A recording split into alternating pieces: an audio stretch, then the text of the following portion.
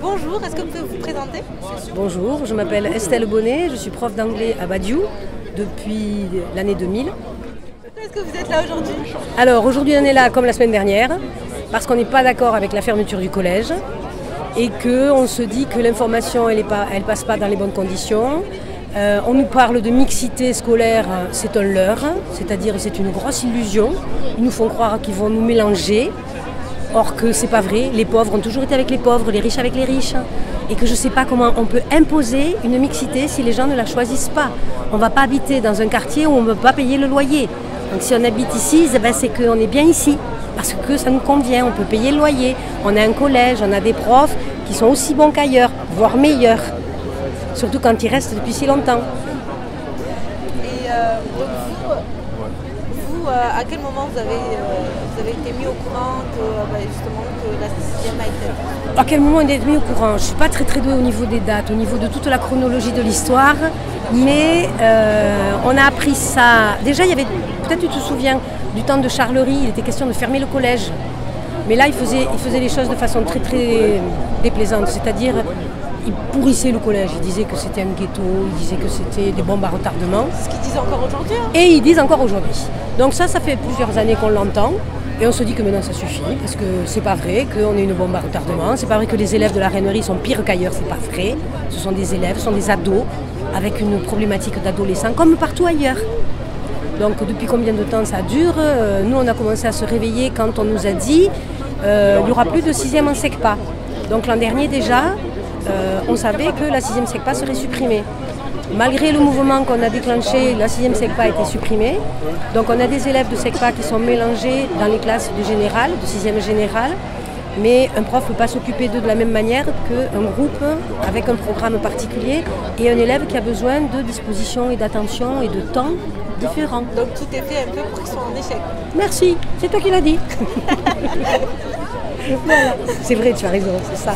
C'est ça. Oui. Et donc, du coup, qu'est-ce que vous attendez justement? Qu'est-ce qu'on vous indique? Moi, moi personnellement, ce que j'attends, qu'on fasse un moratoire. C'est-à-dire, on se pose, on réfléchit tous ensemble, on discute. Est-ce qu'il faut vraiment supprimer les 6e générales? Parce que c'est pas ça y est, c'est fait. Mais est-ce que c'est nécessaire de supprimer les 6e à la rentrée là? Parce que ça veut dire que ils vont mettre tous les élèves ailleurs. Alors soit à Balma, soit à Tournefeuille, soit à Fermat. C'est-à-dire ils vont les déplacer avec soi-disant des transports en commun ou des transports particuliers. Mais en fait, ce n'est pas les mêmes personnes qui payent les transports. Parce que soit c'est la commune, quand c'est des écoles primaires, soit, et là ça va être le cas, soit c'est le conseil départemental. Ouais, c'est compliqué, hein, quand c'est les collèges. Et donc le conseil départemental dit qu'il va payer, mais c'est pas vrai. Nous on sait qu'il ne va pas payer. Donc on a des tas d'infos comme ça qui se contredisent une semaine sur l'autre. Et là, quand on discute avec les gens, on s'aperçoit que personne ne sait rien. Tout ce qu'on sait, c'est que ça va fermer. Oui, je suis un parent d'élève, j'ai des enfants qui sont à l'école, mais on n'accepte jamais de fermer les écoles pour les enfants.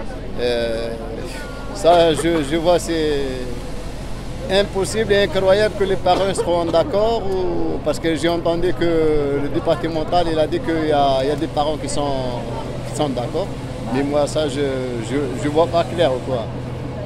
Oui, j'aimerais bien avoir les enfants dans leur quartier, là où ils ont grandi ici, avec leurs maîtres. Et on est bien, on peut dire, chez nous. Voilà. Et par contre, il y a un peu de racisme au niveau des écoles. Même au niveau de l'école de Plaisance, Jules Verne. Un peu partout. On aime bien que l'académie elle bouge un peu, qu'ils sont assises bien sur les chaises, qu'ils bougent un peu des chaises quoi. Qu'ils regardent à peu près, ils ne restent pas que sur les téléphones ou sur les internets. Et merci. Merci à vous. Bonjour. Bonjour. Alors pourquoi tu es là aujourd'hui? Pour manifester contre la fermeture du collège Raymond Badiou. Pourquoi tu es contre la destruction du collège? Parce que dans ce quartier, il y a plein de monde, plein d'élèves, et ça serait pas bien de détruire ce collège. En plus, moi j'ai plein de petits frères, et je vois pas pourquoi ils iraient loin de ce collège, loin du quartier. Voilà, donc après, en plus, ils feront beaucoup de kilomètres le matin, l'après-midi aussi. Ils auront pas... C'est un échec scolaire après s'ils détruisent ce collège, parce qu'ils n'auront pas le temps de faire leurs devoirs, etc. Et qu'est-ce que tu penses de l'argument qu'ils avancent sur de la mixité sociale? Bah, je pense que c'est n'importe quoi parce que nous on est bien comme on est. Je vois pas pourquoi ils nous changeraient de collège pour des demandes de bourse. Je trouve ça bête. Moi. Et qu'est-ce que tu demandes justement si jamais il y a quelqu'un du conseil départemental qui écoute, tu leur demanderais quoi? Bah, de nous écouter déjà et de ne pas fermer ce collège parce que ça serait idiot. Parce que tu te sens pas écouté? Bien sûr. Bah, s'ils continuent à faire ces arguments-là et dire ce qu'ils disent comme ça, bah, ça serait pas bien. Merci. Au revoir. Ce matin, au niveau des enseignants, il y a plusieurs choses qui ont été faites. Il y a eu des ateliers banderoles qui ont été faits avec des enseignants et des habitants aussi qui pourront nous raconter et nous montrer. D'ailleurs, je vous invite à regarder le joli graphe qui est en train de se faire juste à côté là. Et au niveau des enseignants, ce matin, c'est les 5 établissements d'accueil des futurs 6e qui ont été visités. Donc Bellevue, Balma, Fermat, Tournefeuille et les chalets ont été visités par des équipes mixtes de professeurs de Badiou, de Bellefontaine et professeurs des écoles. Et donc on a pu prendre contact avec les enseignants là-bas, voir un peu leur ressenti, avoir quelques vérités sur les moyens soi-disant supplémentaires qui vont être mis en œuvre et qui nous sont promis depuis le début. Et on se rend compte qu'on est vraiment loin du compte. Et puis voir un peu à la fois les craintes plus ou moins justifiées des parents et des enseignants là-bas. Voilà. Donc, ça permet de relativiser plein de choses. Moi j'étais à Bellevue ce matin. Depuis le début on leur promet l'ouverture de 2 6e, il n'y aura qu'une seule 6e qui sera ouverte. On continue malgré tout à leur promettre 25 élèves par classe, mais au niveau mathématique ça colle pas. Donc là le compte n'est pas bon. On soupçonne qu'ils comptent finalement sur la fuite vers le privé pour réduire les effectifs parce que sinon la simple ouverture d'une 6e ne suffira pas. Il n'y a aucun moyen d'aide aux devoirs, contrairement à ce qui nous a été dit. Pour l'instant, aucun moyen supplémentaire de vie scolaire.